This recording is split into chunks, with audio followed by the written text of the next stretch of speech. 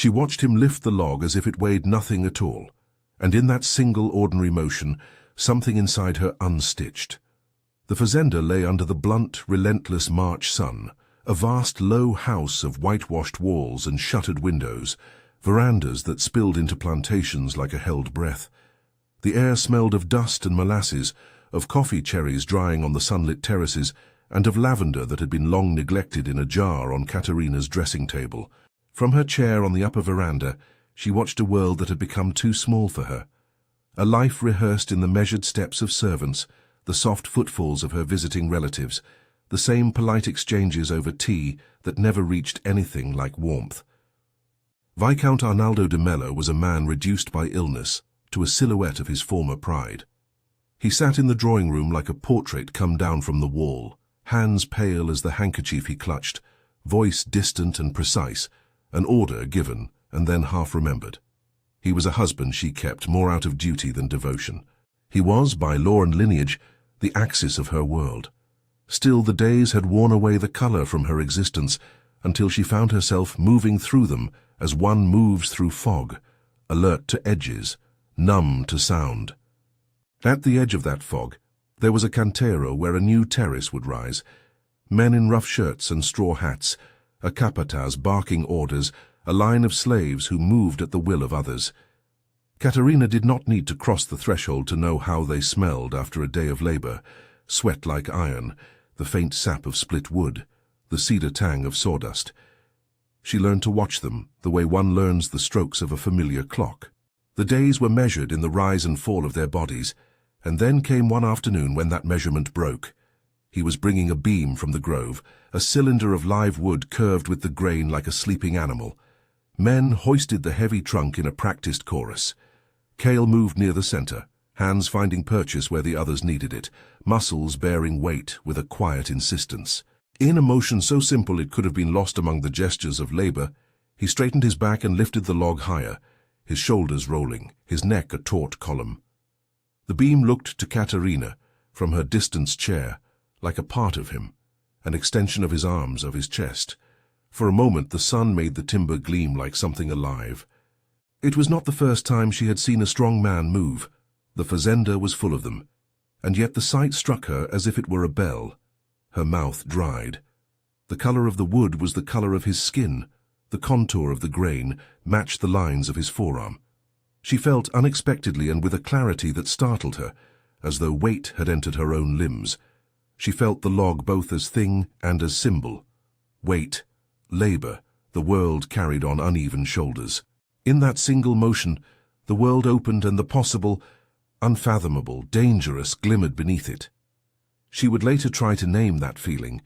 It would become in her a private liturgy, the precise shifting of a shoulder, the knot of a tendon under a sleeve, a hand that did not tremble. For now it was simply a point of ignition, an image lodged behind her ribs and refusing to leave. The man who had lifted the log was Cale, though she would learn him in ways no one else could teach. He was young but not inexperienced, his face carved by the sun into a firmness that resisted easy pity. He moved with an economy of motion that suggested reserve rather than sullen disinterest. There was a steadiness to him that did not beg attention. It offered itself. From then on she began to return to the veranda with purpose. The house had been a quiet theater of neglect. She made it a stage for observation. She watched not only the way his shoulders curved, but the faint habits that threaded him. How he tied the kerchief at the nape of his neck, the practiced way he set a plank across a wheelbarrow, the small carefulness with which he wiped sawdust from his palms on the back of his trousers. Each repetition applied a new layer to whatever it was that had begun. She counted days by the patterns of his work. She learned the rhythm of his steps before the sun had fully risen. Her heart, which had been an instrument of polite restraint, began to answer the unspoken measures of his labor. It might have been an affair of the eye alone, had Catarina been only sentimental, but she discovered that the gaze made room for what the gaze could not contain. Naming things mattered. Once she called him that man in her head, and then the one who carries the wood, and finally, with a small stolen audacity, Cale. The name altered her. It allowed intimacy at a remove. It introduced guilt, sharp and sudden, because in their world names marked boundaries not merely of affection, but of ownership and law. He was owned by her husband. He was, by the letter of the plantation's rules, a piece in the Viscount's ledger. She told few people anything at all. Josefa, the older woman who had been her maid since youth, noticed the way Catarina stayed near the windows. Josefa had skin like leather softened by years, hands that had delivered children and patched shirts and soothed fevers. She saw with the weary outwardness of someone who had been present for many such shifts of fortune and folly in the house that Catarina's moods had changed. But Josefa, who knew the unspoken mechanics of the household better than anyone, did not press. She had a way of looking at the mistress, an expression that was at once protective and resigned, and then she moved back to the hearth and her small practical acts. The capataz was a creature of the estate's machinery, a man who administered the rules with a swift eye and a quick temper. He saw kale as an element of production, efficient and useful. To him, Kale's body, like any other, was a tool, calloused hands that could be trusted with a heavy load, a back that could bend in long arcs and not break. The capataz barked and Kale obeyed, as any successful man of the land expects obedience from his workforce. Power moved in motions as regular as the crack of a whip when it was used, and in subtler gestures when it was not. Catarina's watching soon became more than passive. She would find reasons to have Kale come under the shade of the veranda. The ledger of excuses grew, an appeal for help with a fallen shutter, a request for split laths to mend the chicken coop, a pretext of needing heavy kindling for the hearth when the morning air had hardly any chill. She made these demands in the language she had learned, by being raised in the narrow circle of genteel obligation, soft commands threaded with hurt and complaint, a tone that would invite help rather than forbid it. She used her privilege as any habituated aristocrat does. She asked and the world supplied. He came when he was called, as he always came when called. He stood in her doorway bearing the length of wood, a beam balanced on his shoulder with the casual steadiness of a man who had done it his entire life. Dust clung to the line of his neck. His clothes clung to a body muscled and unadorned. When he set the wood down, his hands grazed hers for the smallest fraction of time. The touch lasted a breath. It was enough. Catarina had rehearsed such contacts in her imagination until they lost their surprise, until she had woven whole nocturnes of what it might mean to press into a hand that had carried so much. In the moment of the touch, however, rehearsal gave way to consequence. She felt a current pass from his skin into hers, an electric thing that was not merely lust, but recognition of something else, an animal kinship to force, to the capacity to bear. He did not look away instantly. For the first time since she had lifted her veil to life as Viscountess, she felt seen in a way that had no mercy or matrimony to it. Their first true intimacy happened by accident and design at once. Catarina invited him into a small storeroom under the rear porch where the herbs were kept and where no one thought to look. She had thought it would be practical, a place to mend a dress, to repair a seam, and it served as the perfect camouflage for an intention that had nothing to do with mending. Inside it was cool with the memory of damp soil and spice jars, shadows in which hands could learn languages without witnesses. She arranged the scene, wood stacked in a corner, a lantern dim with oil. And when Kale entered, he carried more than the split laths she had requested. He carried the sense that every motion he made could be read. What happened there resisted easy description. Catarina reached out under the pretense of steadying a shelf and let her fingers rest briefly against his forearm. The contact was casual in its outward form, but loaded in the charge it released. There was a tremor, unexpected yet not unwelcome, in Kale's shoulders.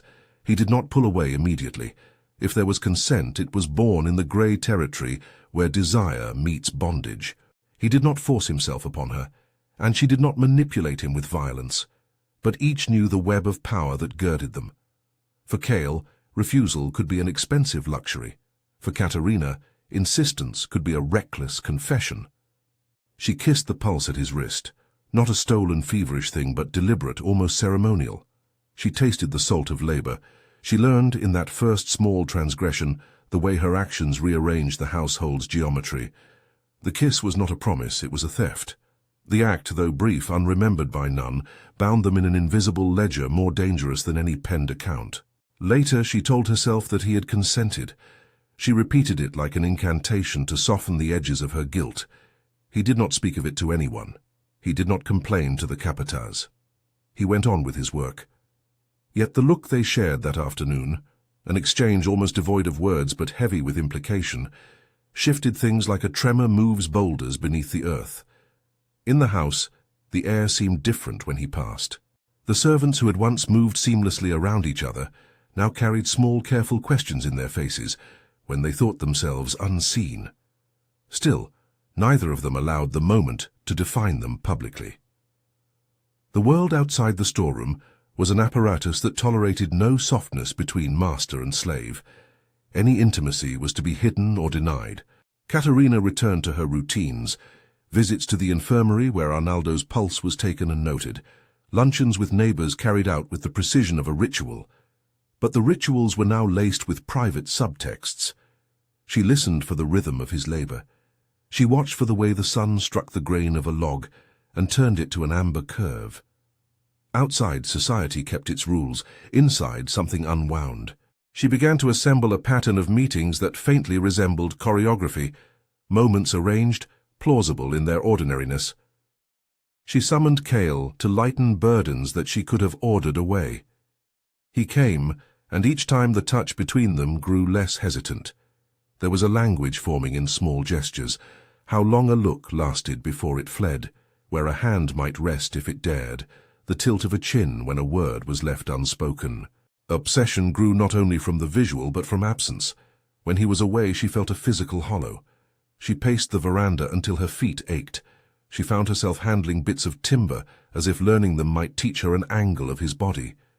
But obsession has a cunning that goes beyond desire. It arranges itself into plans. Catarina, raised amidst maps and dowries, understood logistics. She began to think like one who wanted to possess what could not lawfully be possessed.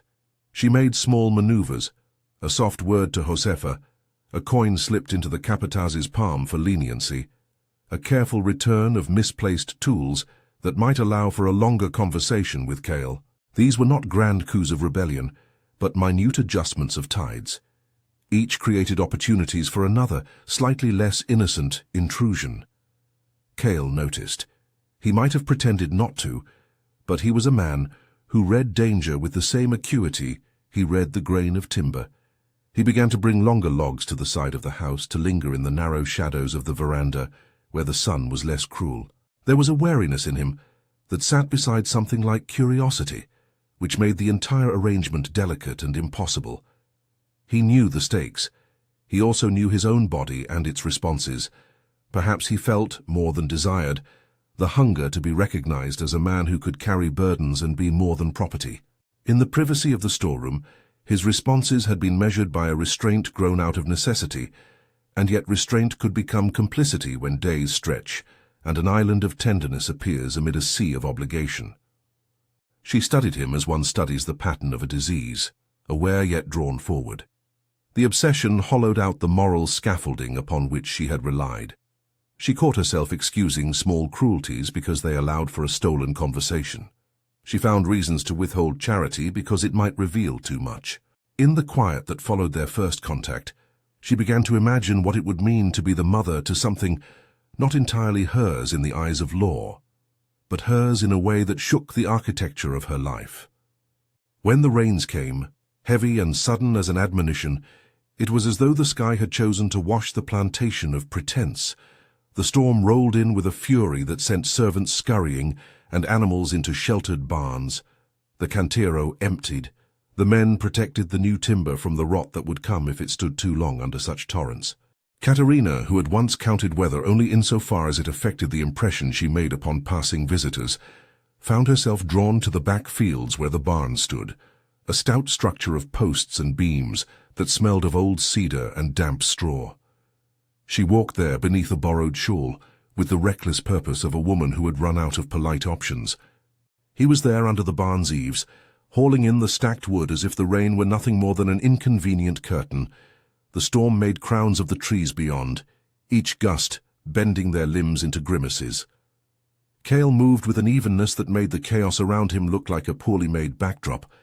When she called out to him, her voice a thin thing against the patter of rain, he turned, and his face was an island of calm.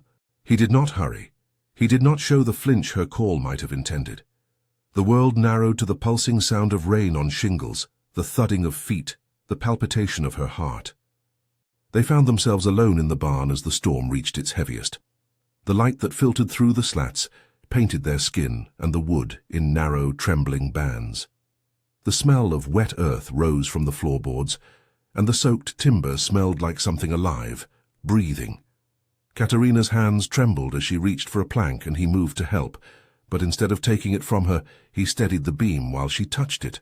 The contact was mundane, but the air around it thickened with a truth her neat life had never required her to face. Desire builds its own architecture, sometimes atop the ruins of propriety. What followed has the quality of something both inevitable and fragile. There was a kiss, an urgent, searching thing, but it arrived not in a fever, but with a gravity that matched the beam they had been handling. The storm pressed in on the barn from all sides. The world outside had become indifferent, its only witness the implacable rain. Catarina pressed against him in a way that made no pretense of being a lady. Her hands found the cadence of his shoulders. She learned the map of his back, as if memorizing it might anchor her in a life she was about to alter. Cale did not resist, yet he was not a passive instrument. His body answered yes, but his face and his mouth carried the measure of the man whose life was counted in ledgers. There was an ache in his eyes, not for submission, but for what he could not have freely. He moved with a gentleness that spoke of choices made within walls. There were moments, fleeting and charged, where the barn was not a site of sin but a place where two weary people found each other, and for a while let the world off the hook. Catarina, who had been a woman of assembled composure, unraveled. She felt herself dissolve into sensation so complete she could not name the lines dividing passion from madness. Even as they came together, the apparatus of power hovered at the margins. Catarina knew the precariousness of the moment. She heard, as if in a different room, the ticking order of the household that would not allow such an equality to exist in daylight. Cale, too, felt the borders. He felt the weight of his own lack of choices pressing into him like the wood he carried. There was tenderness in the way he cupped her face afterward, a tenderness that bore a sorrow as much as desire. No vows were exchanged. There were no promises that could survive the law and custom. There were instead a series of small, steady acts that would accrue into consequence. A palm on the lower back, the way they arranged damp hair out of her face, the way his hands smudged the scent of sawdust along her wrist like a mark. When the storm relented, the world returned, damp and altered. They left the barn with clothes clinging to their skin, hair plastered, breath heavy. The encounter had changed something in both of them. For Catarina, the change was immediate and radical. She could no longer look at the veranda and imagine herself contained. She had, in the space of an hour, become someone who knew how scarce privacy was and yet had tasted it as though it were a sacrament. For Cale, the encounter added an unnameable weight to his days. He moved through the plantation as he always had, shouldering beams, adjusting planks, answering the capataz's commands, but there was now an undercurrent of risk in every step. In the privacy of dusk, he sat alone by the riverbank, fingers tracing circles on the water, translating the event into its consequences, the possibility of punishment, the risk of being sold, the precariousness of a life lived under a ledger's unyielding columns. He loved the woman who had stolen a part of him that afternoon, yet he loved too the idea of freedom, not merely the absence of shackles, but the freedom to choose. Both longings fought in him like two animals in the dark. Catarina found herself moving through the days with the nervous energy of someone who had contrived a new religion. She began to set things in motion she would later pretend were accidental. She stayed in the infirmary with Arnaldo longer than necessary, learning the rhythm of his illness anew, blunting suspicion with soft ministrations. She claimed headaches and weariness that required solitude. She instructed Josefa to deliver letters to distant relations with a casualness that was meant to conceal intent. Each small act was an incised plan that would together produce something irreversible. At night, She would lie awake and relive the sensation of the beam against Cale's shoulder, as if the timber had imprinted itself on her skin.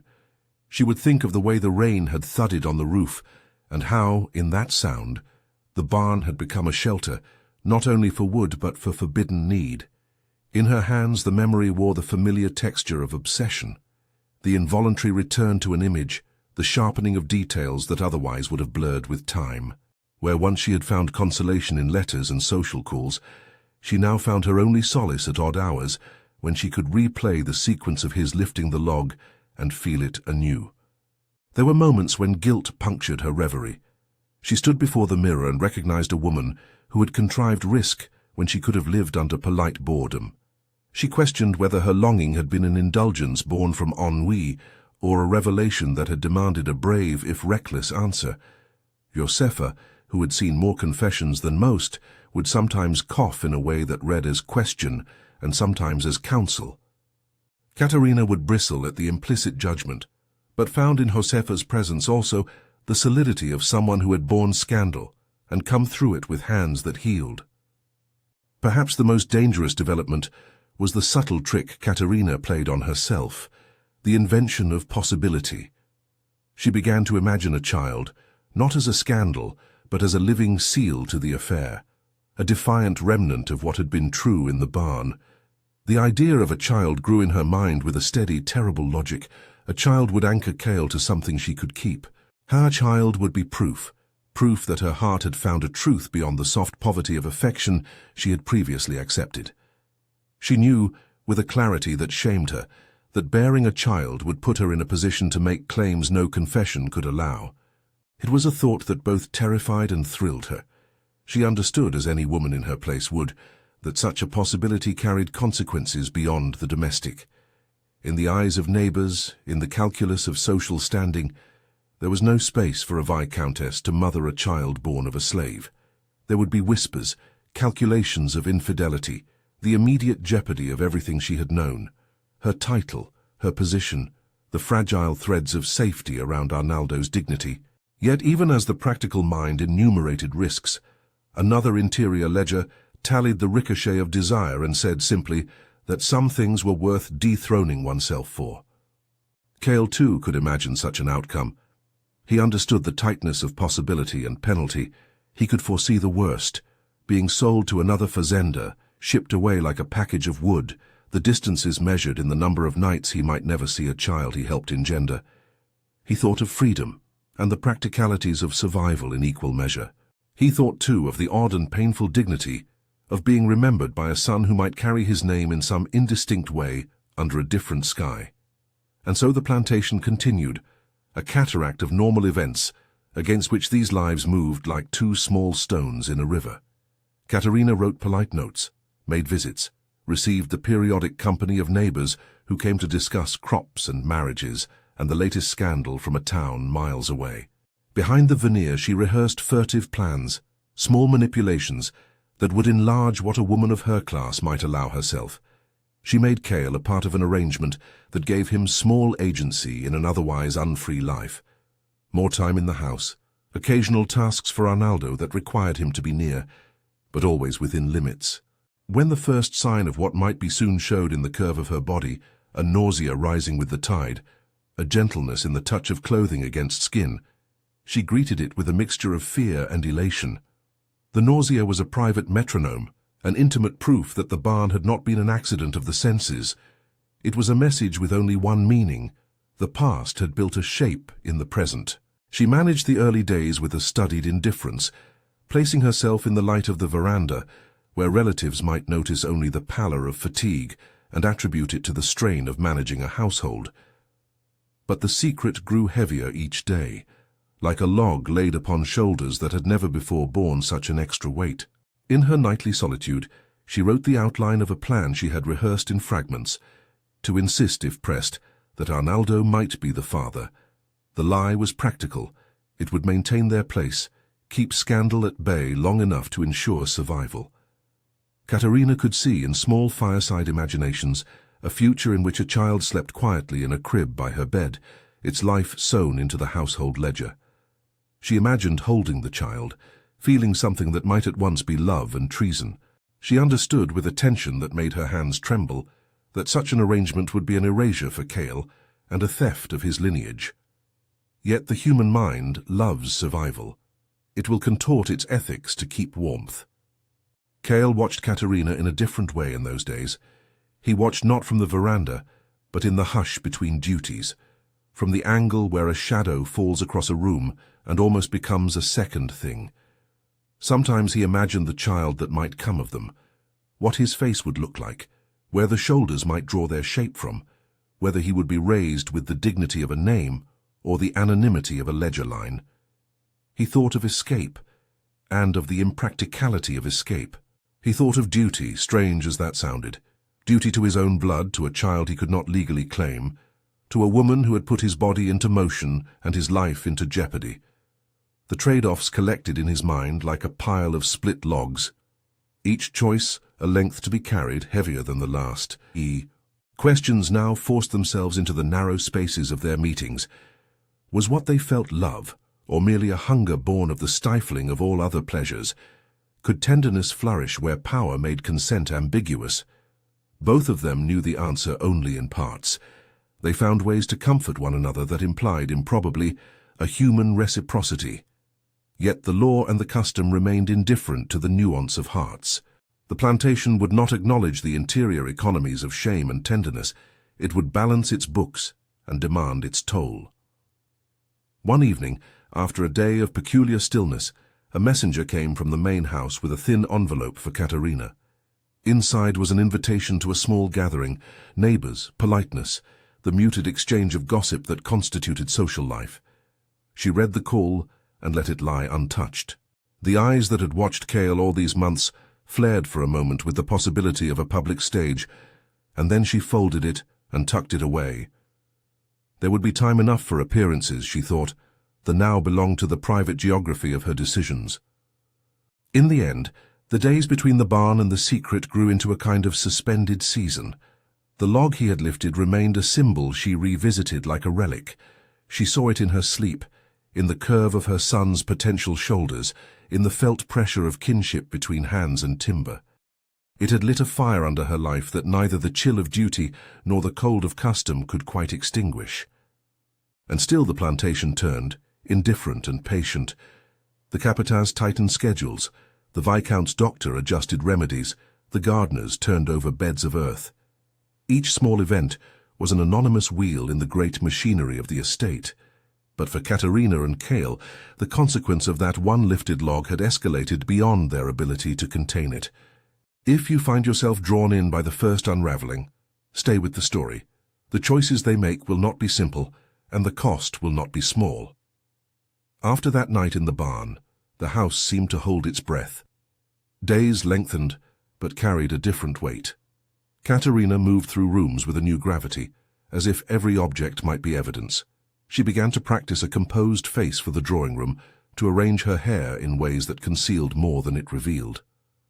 Josefa watched her in the mornings, and caught the furtive press of Catarina's palms against the hollow just below her ribs, a gesture that meant more than it allowed. Arnaldo's illness, which had once been a slow decline that required the steady hand of medicine and time, seemed to change in degree rather than in kind. He became, at irregular intervals, a man of brighter color, a brief flash of the vigor he had once known. At other times he retreated into the dark pool of weakness that had always marked him. He greeted his wife with a manner that combined gratitude and a suspicion she was unaccustomed to. He noted things, weaknesses of the household, the need to reinforce a ledger, and he did so with the particular air of a husband who measured his life in terms of titles and expectations. When he looked at her now, his eyes lingered in ways that were not merely the product of affection. They were a careful weighing, as if his illness had sharpened his mind to the balances of domestic life. Catarina put on the performance required. She fed Arnaldo herbal teas, read to him when fever kept him awake, handled visitors with the immaculate poise that society required. But the private world had closed in its seams. When she moved through the corridors at night, she avoided the places where servants might be tempted to gossip. She left gifts for Josefa, coins, a new shawl, small bribes to keep silence should it ever need buying. The capataz received a gratuity for taking a longer route with his report. These gestures were the currency of sheltered sins. For Cale, the pressure increased in ways that were less visible but no less severe.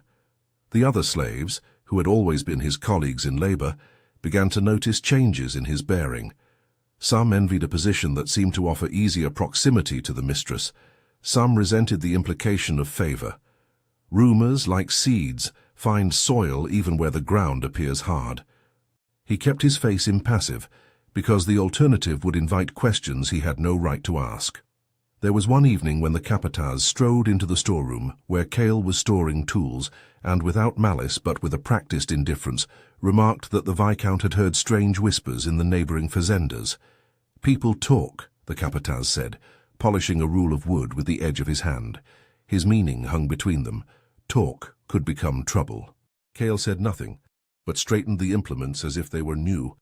He had the reflex of a man who knew how to make labor the center of his narrative. It was safer than speech. The days were a careful choreography of avoidance and encounter. Catarina, forced into a new cunning by the need to protect what she now carried, learned to cover the blush of her hands with gloves, and to send for the doctor at times when she had none of the genuine ailments that would warrant such calls. She moved through the house as if it were newly foreign ground, each hall an allegory of what could be lost. Even so, human frailty intrudes upon the best-laid plans. Once, late in the evening, when the drawing-room had emptied and Arnaldo slept, a sound caught Catarina's ear. The soft thud of someone passing under the veranda. She stood, cloaked, and looked out into the dark. A silhouette moved with the slow deliberation of a man who carries more than wood, the stride of someone whose mind is weighed by decisions. Cale crossed the sugarcane path, returning from the outbuildings where he had been checking stocks. For a moment they could have passed without incident, but he paused and looked up at the high windows, toward the lighted rooms, and the figure she made there. Their eyes met across the dark like two birds recognizing one another. He raised a hand briefly, an acknowledgement and a plea both, and she touched the glass and saw the imprint of her palm blurred by the condensation. In the hollow of that moment, two facts hung with moral adumbration. They had acted out of desire, and the consequences of that action would be as relentless as the rain that had come and gone. There was no safety in the night, only the illusion of it. Catarina's mind, which had built her plan on the scaffold of plausible deniability, now found its blueprint fracturing under the pressure of real life. She feared more than being found out. She feared being found out without a narrative to keep her name intact. The thought of being turned into a spectacle, of being made into an example, burned with a heat that matched the fever of her longing. She could foresee in terrible clarity neighbors passing her face for signs of shame, husbands sharpening the knife of gossip, an absent suitor becoming whisper and then story. And yet under the fear there was a stubborn conviction that what she had become part of was more than a mistake. In private she told herself, with the soft cruelty we use to console ourselves, that the feelings she had were human, and that to destroy them would be to deny a fundamental part of who she was. That conviction made her both braver and more reckless. It made her place the beam on her shoulders with a proud, privately held weight. The week after the storm, there came talk of a fair in a nearby town. Neighbors would travel with their goods and their stories. News would travel with them. Catarina weighed the choice of attending. To show herself in public would be to offer her life up to scrutiny. To hide might be to invite curiosity. She chose in the end to send Josefa as her proxy, to be seen and to report on what was said. It was a cautious choice emblematic of her new life. Live near the world but not be a full participant. When Josefa returned from the fair, she brought a report of gossip and an undercurrent of warning. There had been talk of a mistress in another fazenda who had been forced to leave after a scandal.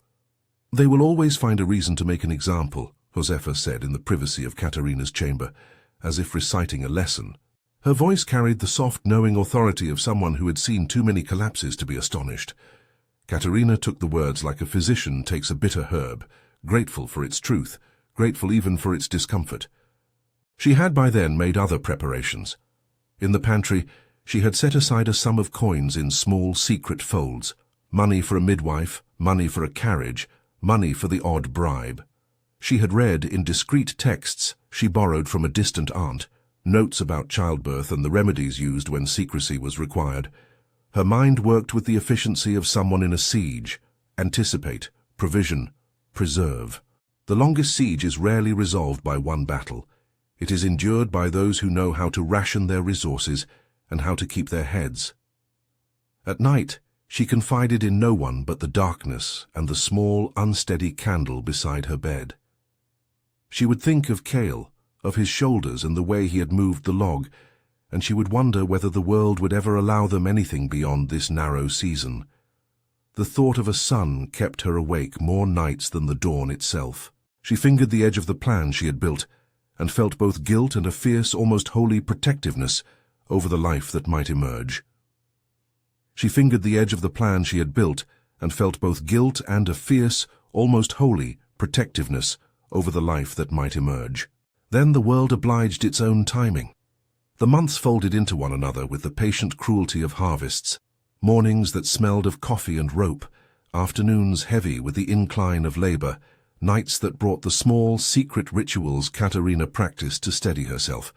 She kept the news small at first, telling Josefa only when the nausea made her spill the tea she was meant to nurse Arnaldo with. Josefa, whose long hands had known the architecture of births and the geometry of concealment, took in the secret like one receives an ember, careful not to let it drop. The pregnancy swelled in a way that would not be hidden forever.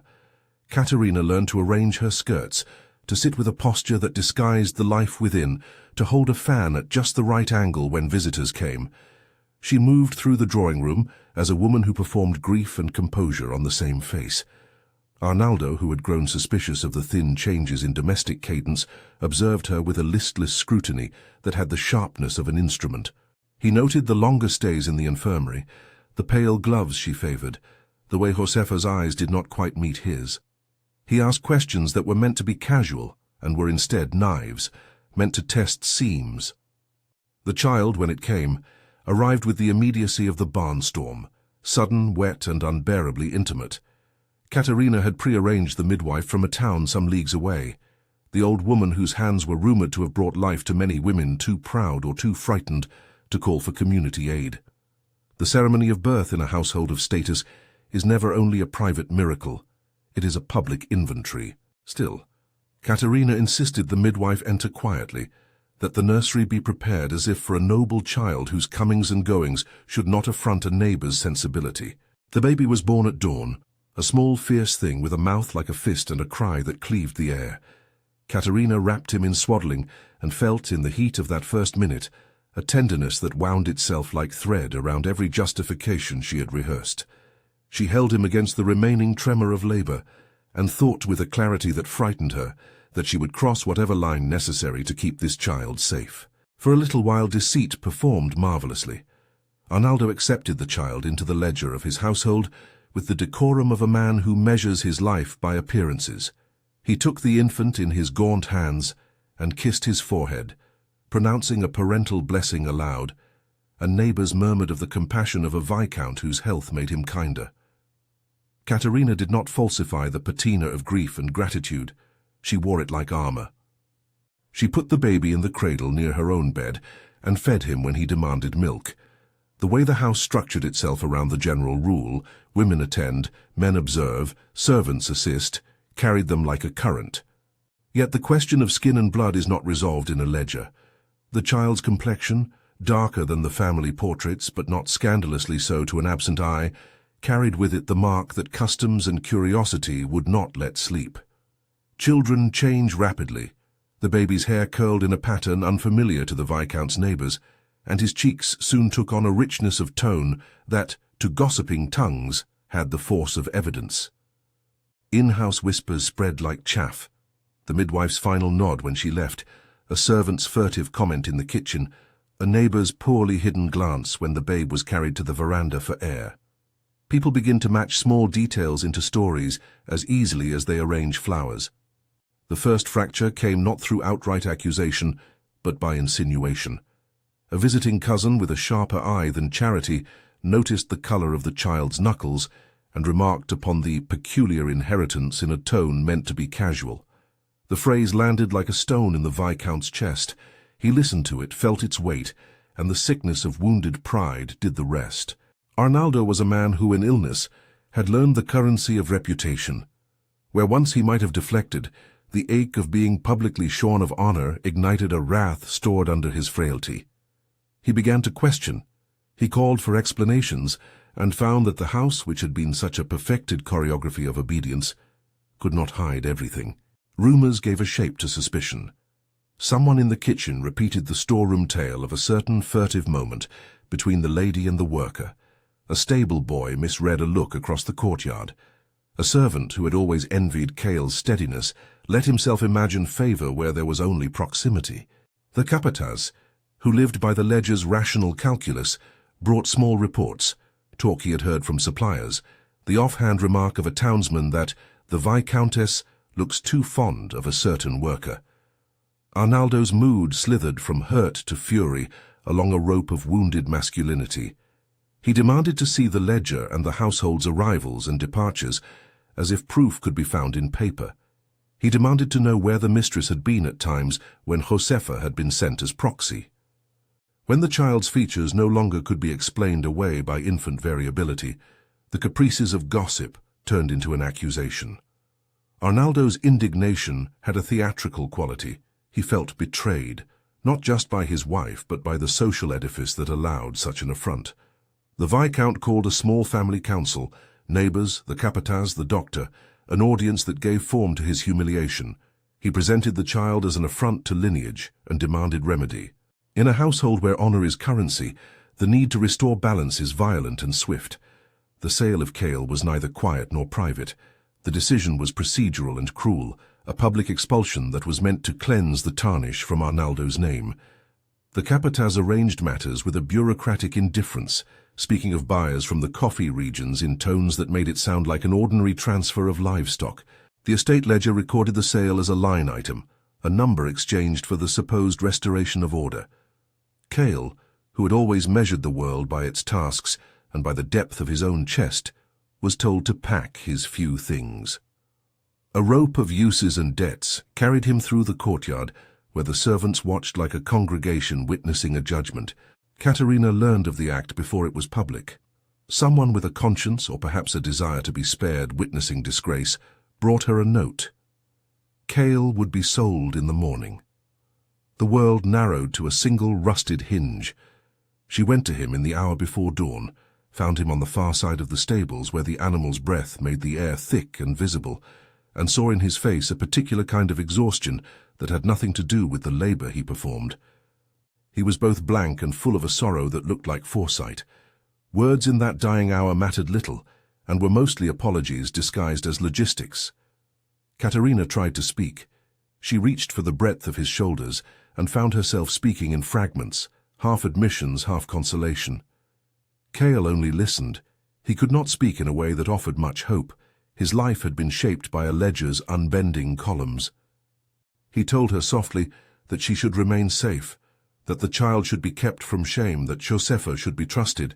He said, with a steadiness that required courage, that he had never been the sort to ask for mercy that could not change his fate. The sorrow in his voice was not only for the loss of a momentary comfort or the rupture of an intimacy. It was for the child he might never see grow, for the theft of any possibility of fatherhood that might have required a law to permit. The morning of the sale was a small seething theatre. Troperos and buyers arrived in carts, measuring and debating Cale as if he were a length of board, tall, strong, good for the work of a coffee fazender. Catarina watched from the veranda, wrapped in a coat that hid both the evidence of her pregnancy and the shaking of her hands. Arnaldo presided in a fashion designed to reassert the rightful order. There were murmurs among the onlookers as an ugly silence pressed against Catarina, an accusation that had the intimate cruelty of a stinging insect. When Cale was led away, he turned and fixed his eyes on her for a time that felt like a benediction and a farewell. In that look there was neither blame nor surrender. There was a recognition of shared culpability and of a tenderness that would now be forced into memory. As the wagon pulled away, with Cale bound for a distant plantation, the house itself seemed to reel. The Viscount's measure was restored in a crude way. People could nod and say that order had been done, but the cost to the interior lives of those within the walls was incalculable. Catarina's fall came in a series of legal and social motions. Arnaldo declared that her conduct was intolerable. Neighbors clamored for decorum. The Viscount demanded she leave with the child to spare further shame and to protect the reputation he had sculpted from pale privileges. She was not dragged through the street with banners of disgrace. There was no cruelty of spectacle, but the expulsion was certain and formal. Bags were packed, chests arranged. She departed with the child and Josefa, who had chosen loyalty to the woman she had served through youth more than adherence to a brittle social order. Their exile was a slow, estranged journey from the great house to a small town inland where the streets were rough and the houses leaned inward. Catarina, stripped of the title that had once cushioned her choices, discovered poverty in its practical and humiliating forms, bargaining for bread, hiding the lack of servants, arranging for lodgings that would not invite curiosity. The first nights in the small inn were filled with the kind of quiet that a life stripped of public defense produces. Josefa sat up through them, washing linens and murmuring small recipes of comfort. The child, whom she named Miguel in a private burst of hope, slept in a crib carved from an old box and took from his mother the fierce protection she had learned to call by any name necessary. Catarina's reconstruction was not instantaneous. She began to learn the trade she might accept for survival, and for the dignity to keep Miguel clothed and fed, midwifery, an art that required endurance and tact, and a capacity for compassion shaped by tragedy. The town's women, whose lives were embroidered with births and small deaths, needed someone who could move between the parish's rigid modesties and the private intimacies of labor. She apprenticed herself to a woman who had been a midwife for decades, learning how to set bones in childbirth, how to deliver a placenta that refused to part, how to coax a baby into the world when breath was absent. Intending to others, she assembled a new life in which service became both penance and salvation. Her work with birthing mothers shaped her into a woman whose hands, once adept at arranging bonnets and serving tea, now commanded the geometry of bodies in pain. She learned to read the subtle signs of bleeding, to mix herbal salves that would staunch tired bodies, to sit through the long white hours and hold the hands of those whose husbands were away at sea or in town. She became adept at the small economies of the trade, how to barter for soap, how to trade a night's watch for a bowl of broth. In this exchange of services, she found a restitution only partially moral, the knowledge that she could save a life without the endorsement of lineage. Miguel grew amid these acts of care, absorbing his mother's steady rhythm and watching how she moved through a room like someone who had learned grace through hardship. Catarina taught Miguel in secret, for the town was not generous toward the education of children born outside its preferred set. She kept books hidden in a trunk and taught him to read by the light of a dim lamp, the letters forming quietly like plank seams. She told him, in stories that resisted full truth, about strength and about the man who carried a log as though it were nothing. She taught him to love the grain of wood, to reverence its lines. She told him of his father in shards, things that could be said without inviting the attention of a world that still judged harshly. Miguel learned that some stories are kept for protection and that names have the power to create and to conceal. Years passed in the modest cadence of survival.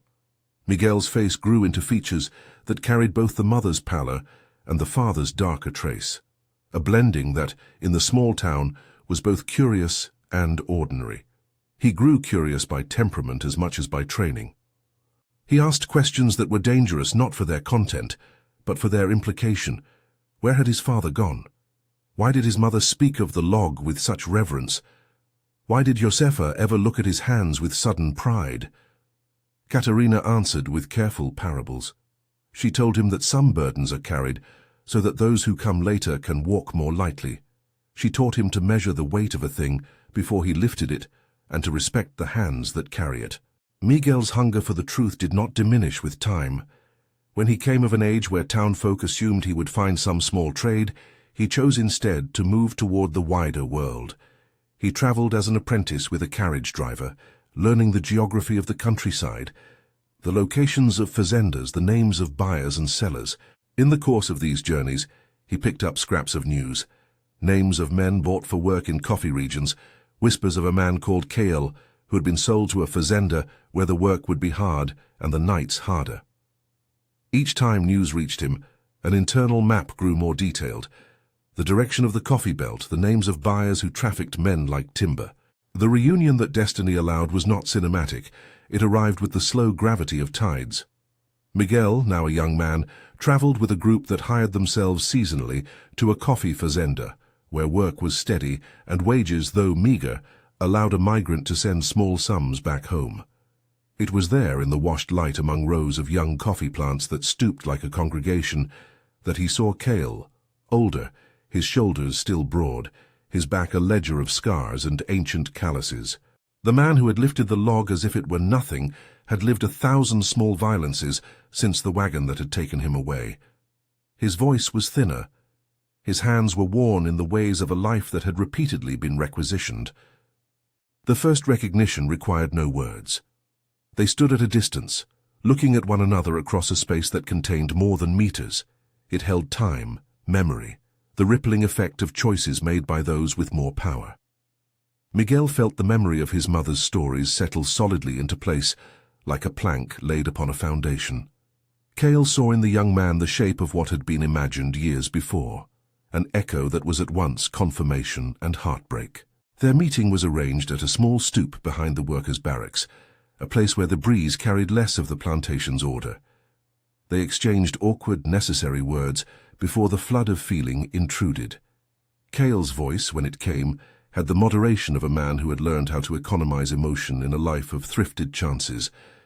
He asked about the woman who had raised Miguel and about the little boy he had last seen in the cradle. Miguel, who had grown with a hunger for the father he had never known, poured out his questions with a directness that is often the way of sons who need to catch up years in one conversation. The conversation that followed threaded through confession and forgiveness in precisely the measure such meetings require. Cale told Miguel what had been possible and what had been stolen, the small human things, like the chance to teach a child how to whittle or to carry a plank steady in storm. He told of the hard nights, of the sense of being moved like wood from place to place, of the bruises and the longings.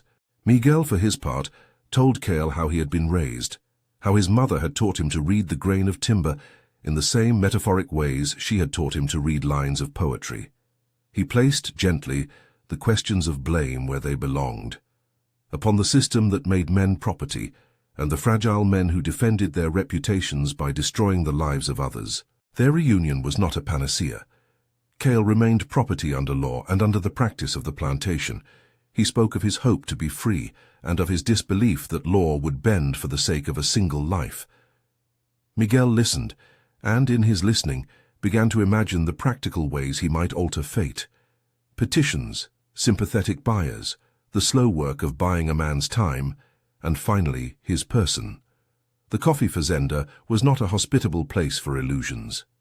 Yet the human yearning for repair is persistent, even where the odds are thin.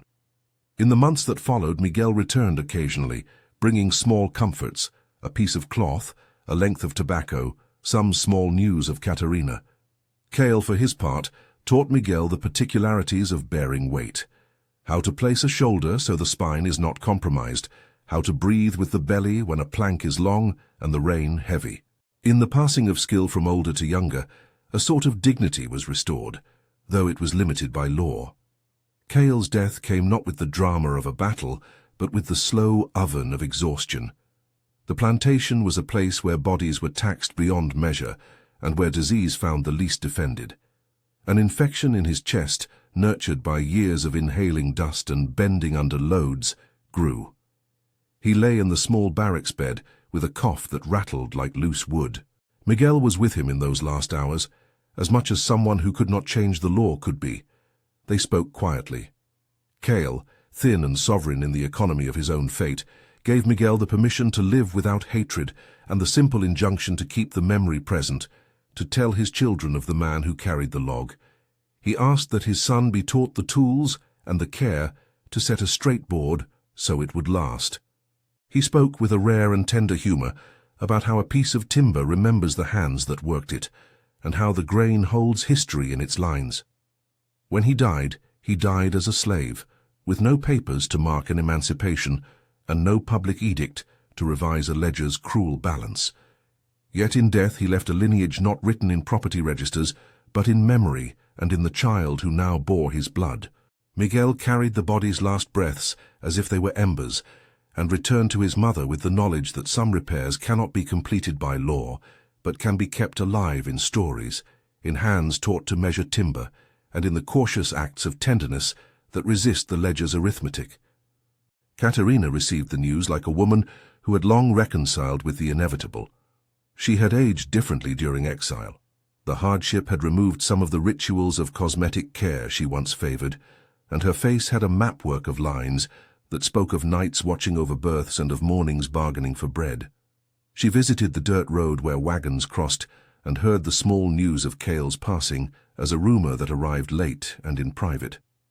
She learned of the last conversation in a letter Miguel wrote, a blunt and compassionate account that spared nothing of sorrow and was full of the practicalities of burial where law permitted no mourning. In the years that followed, Catarina built a modest life whose moral reckonings never fully ceased. She had been stripped of title, but not entirely of consequence. The midwifery work made her known, and people eventually forgave or forgot the scandal out of the easier human habit of moving on. She married no longer, and kept the name the world now had the habit of remembering. Josefa died with the comfort of having tended both scandal and family. She was buried under a small tree, whose branches seemed to take the shape of hands. Miguel grew into a man whose life braided both worlds. He learned to trade in the ways that made a living, and to speak with the moral imagination his mother had taught. He carried his father's memory like a plank across his shoulders, weighty, necessary to balance. He married and told his children the story of a man who could lift a log as if it were nothing. He taught them how to respect the grain of the world, how to carry burdens without letting them become an end. In the small acts of his own life, how he raised his hands to help neighbors, how he kept the names of men like Cale in family memory, he enacted a form of quiet justice that no decree could prescribe. Catarina lived to watch Miguel carve his own steadiness into the world. She grew older, in a house that smelled of boiled herbs and the wax of lamps. At times the past weighed on her like a log across an unseasoned shoulder. At other times it felt like a relic of which she was proud. She never again achieved the social ease she had lost. There were evenings when neighbors still glanced with a curiosity that had been trimmed by the honesty of time. Yet she ministered in her town with hands made skilled by hardship, and in those ministrations she found a measure of absolution. In her last years the memories folded in on themselves and acquired a tradable softness. She would sit by the window and run her fingers over the back of a wooden chair, tracing the grain as if reading a text. The log that had begun everything became, in her mind, a sermon, an object at once literal and emblematic, heavy in the moment of its lift and light in the memory of what it had started. Sometimes she would close her eyes and see Cale's shoulders in the pattern of timber. Sometimes she would see Miguel's face, the echo of both her and of him. She felt in the end that her life had become a ledger with more than one side, debts and credits that did not tally neatly. When death approached, it came like a tired guest. Catarina lay in a small bed, Josefa's granddaughter, now herself a woman with midwifery hands, sitting nearby, and Miguel at her side. She could not redeem the enormous moral gaps of the system that had taken Cale, nor could she entirely erase the selfishness that had led her into an act that precipitated ruin for many. She could, however, speak a truth she had lived for decades in the private economy of her conscience, that the weight she bore had been terrible, and that the life it produced had been, in ways both tragic and profound, worth the cost she had chosen to pay. She called Miguel close, and with a voice made thin by years, said things that were neither defense nor confession, so much as an articulation of the ambivalence she had carried, that she had loved him with a force that had overthrown prudence, that she had known the cruelty her love could summons, that she both begged forgiveness and stood by the choices that made him possible. She asked that he tell their children the whole story, not the sanitized or convenient parts, but the full uncomfortable truth about love and ownership and the cost of both. She wanted the ledger to be honest. In the final hour she reached out and smoothed the grain of the bedside table, as if it were the face of the log she had watched so many years before. The image had returned to her in a life of knitted consequences, a man lifting wood as if it were nothing, a woman watching, and the avalanche that followed. She thought of Cale and felt both sorrow and gratitude in the same breath. It was, she decided, a strange justice that such a small body, one child, could carry a memory so resistant that neither law nor power could wholly erase it. As her breath grew faint, she touched Miguel's hand and whispered a line that had kept shape in her long internal liturgy. Every scar she bore, every ruin she had accepted, had been the price she paid to secure a life that carried memory forward. She did not ask for absolution. She only hoped that the weight she had assumed might unburden those who came after. Miguel held her as she passed and felt, in the sudden lightness that follows departure, the enormous responsibility of the story he now owed to others. He thought of Cale and of the way memory can hold a man even when no law honors him. He thought of the log and how a single motion seeming so ordinary had changed the lives of many and had made of one man a repository of both love and sorrow. The countryside went on. Plantations grew and were sold. Children were born who never knew the names of the men who had worked their lands. But in one small family, the memory was kept alive. In Miguel's hands, when he taught his sons how to use their shoulders, in the stories around their modest table, in the way they would sometimes stop to consider the weight of an object before lifting. Cale's name was a quiet talisman against the forgetting that the world often practices. He had been a man who carried timber. He had become, through absence, a weight that shaped those who survived him. If the title of life has a reckoning, it is not always the one the law publishes. Catarina's gaze, once caught by the simple lift of a log, had drawn an arc across generations. She had walked through consequence with a mixture of audacity and remorse, and in the end she judged the sum not by the niceties of honor, but by the stubborn life that had resulted. The ledger of the world had not been rewritten, the structures of ownership remained, but the human ledger, the one kept in memory and in hands, had been altered. If this story leaves a question, let it be one of careful thought rather than quick judgment. What does it mean to carry another's weight? And what does it cost to make of that carrying an inheritance? If you found the tale of the log and the lives it touched stirring, tell someone you care and leave a comment below about the debts and the mercies that we inherit.